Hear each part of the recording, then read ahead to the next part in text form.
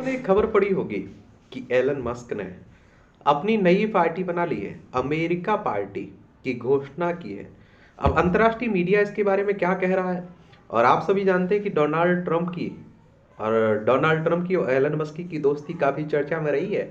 और कहते हैं कि डोनाल्ड ट्रंप को चुनाव जिताने में सबसे बड़ा अगर किसी का हाथ है तो वो एलन मस्क का है। लेकिन आजकल आप देखिए, दोनों व्यापारी हैं, तो दोनों के अपने अपने स्वार्थ भी रहते हैं और दोनों काफी समझदार हैं। वो कहते हैं ना, जब दोनों समझदार एक जगह नहीं रह सकते हैं, तो अब डोनाल्ड ट्रंप और उनमें एलन मस्क में 36 का आंकड़ा हो चुका है इस समय। तो आप देखिए, अमेरिकी उद्योगपति एलन मस्क ने अपनी राजनीतिक पार्टी बनाने की घोषणा की। यह घोषणा उन्होंने अमेरिका के राष्ट्रपति डोनाल्ड ट्रंप से विवाद के कुछ हफ्तों बाद की है। मस्क ने अपने सोशल मीडिया प्लेटफॉर्म एक्स पर बताया कि उन्होंने अमेरिका पार्टी बनाई है, जो अमेरिका में रिपब्लिकन और डेमोक्रेटिक पार्टियों को दो दलीय राजनीति की चुनौती देगा।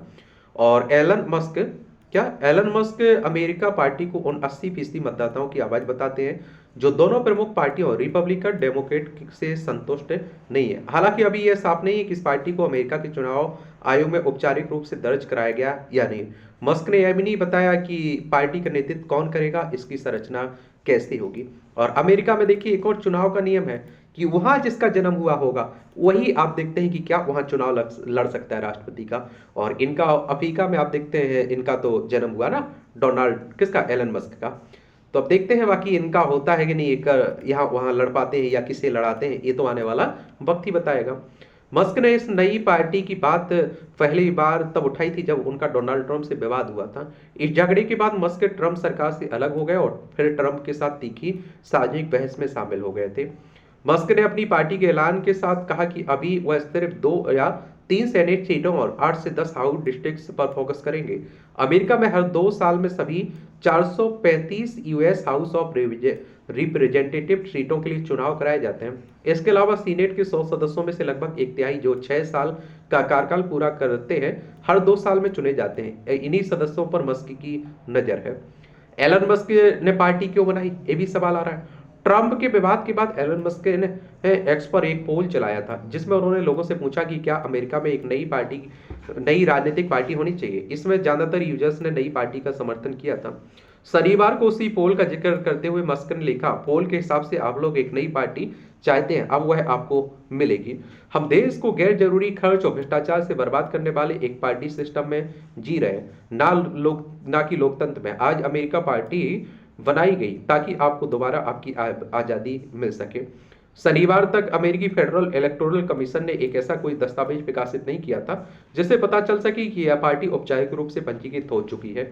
2024 के चुनाव में मस्क ट्रंप के प्रमुख समर्थक थे। उन्होंने ट्रंप की जीत के लिए करीब कहते हैं कि $250 मिलियन खर्च किए हैं। एक बड़ी रकम होती है। चुनाव के बाद मस्क को department of government efficiency dose का प्रमुख बनाया गया, और जिसका काम संघीय बजट में बड़े पैमाने पर कटौती के सुझाव देना था। मई में प्रशासन छोड़ने और ट्रंप की टैक्स व खर्च योजनाओं की सार्वजनिक आलोचना करने के बाद मस्क और ट्रंप के बीच मतभेद शुरू हो गए। ट्रंप ने जिस विधेयक को बिग ब्यूटीफुल बिल कहा, उसे कांग्रेस ने मुश्किल से पारित किया और इस हफ्ते राष्ट्रपति ने उस पर हस्ताक्षर कर उसे कानून बना दिया।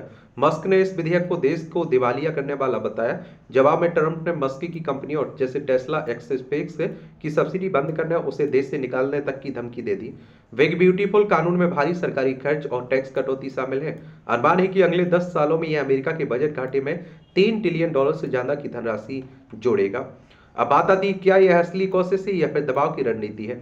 अमेरिका के प्रमुख मीडिया संस्थान जैसे CNN, CBS और न्यूयॉर्क टाइम्स का मानना है कि मस्क और ट्रंप के बीच की खटास ही इस पार्टी की घोषणा की वजह बनी है।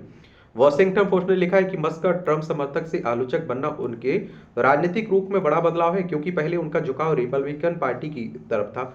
यह बदलाव डोज की आलोचना और विस्कॉन्सिन सुप्रीम कोर्ट चुनाव में असफल दखल के बाद आया है।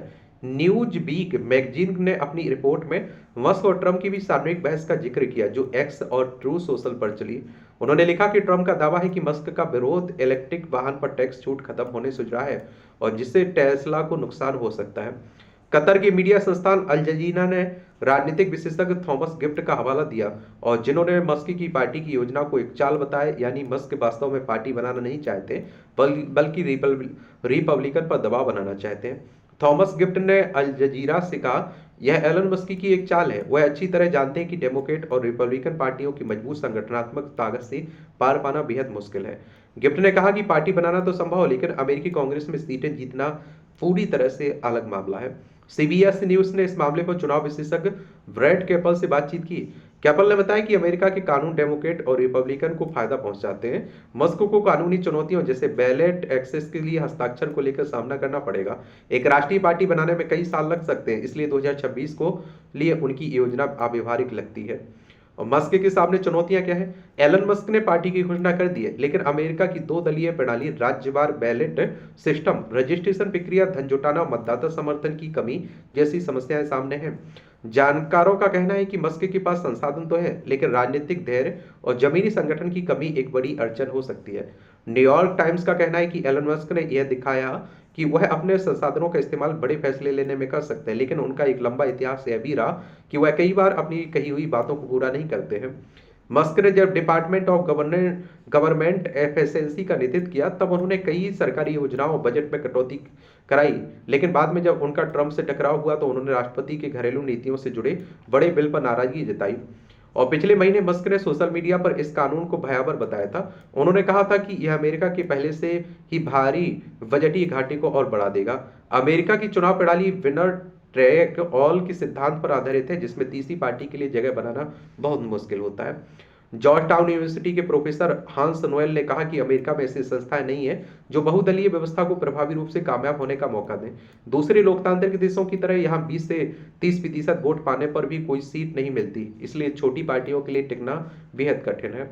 एलन मस्क ने शनिवार को एक्स पर लिखा कि उनकी योजना अगले साल के मिड टर्म चुनाव को निशाना बनाने की है। उन्होंने अपनी रणनीति की तुलना ग्रीक सेनापति एपिमेनोडास की उस युद्ध नीति से की है, जिसमें एक खास जगह पर पूरी ताकत केंद्रित कर दुश्मन को हराया गया था। विनर टेक ऑल सिस्टम के अलावा अगर अगर मस्क अलग अलग राज्यों में संघीय उम्मीदवारों को खड़ा करना चाहते हैं या भविष्य में तीसरी पार्टी से राष्ट्रपति पद का उम्मीदवार उतारना चाहते हैं, तो उन्हें हर राज्य के अलग अलग बैलेट नियमों का पालन करना होगा। राज्य और फेडरल इलेक्शन कमीशन के पास नई पार्टी के पंजीकरण के लिए अलग नियम होते हैं। अक्सर इनमें निवास मतदाताओं से याचिका पर हस्ताक्षर जैसी शर्तें शामिल होती हैं। Mac Mac Mac McCorkle Duke University के Sanford School of Public Policy में प्रोफेसर है। वह पहले डेमोक्रेटिक पार्टी के सलाहकार के रूप में भी काम कर चुके हैं।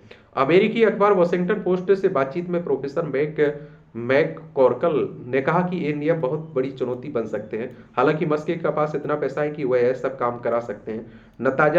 Natasha Lindstaedt university of Essex के गवर्नमेंट विभाग में प्रोफेसर है।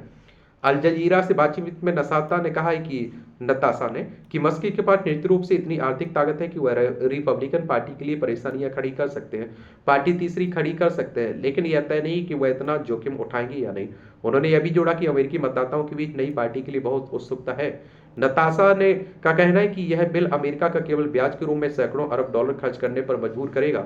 जैसे जैसे लोग इसे समझेंगे, कुछ नया चाहेंगे ले लगेंगे। पारंपरिक पार्टियों को लेकर जनता में गुस्सा चरम पर है। मस्क शायद इसका फायदा उठाना चाहते हैं। दो दलीय व्यवस्था से इतर अमेरिका का इतिहास। अमेरिका में दो प्रमुख दलों रिपब्लिकन और डेमोक्रेट हैं के अलावा अन्य राजनीतिक दल लंबे समय से मौजूद हैं, लेकिन हाल के वर्षों में उन्हें राष्ट्रीय स्तर पर सीमित समर्थन मिला है। आखिरी बार 1968 में जॉर्ज वॉलेस नाम के तीसरे दल के उम्मीदवार को राष्ट्रपति चुनाव में इलेक्टोरल वोट मिले थे।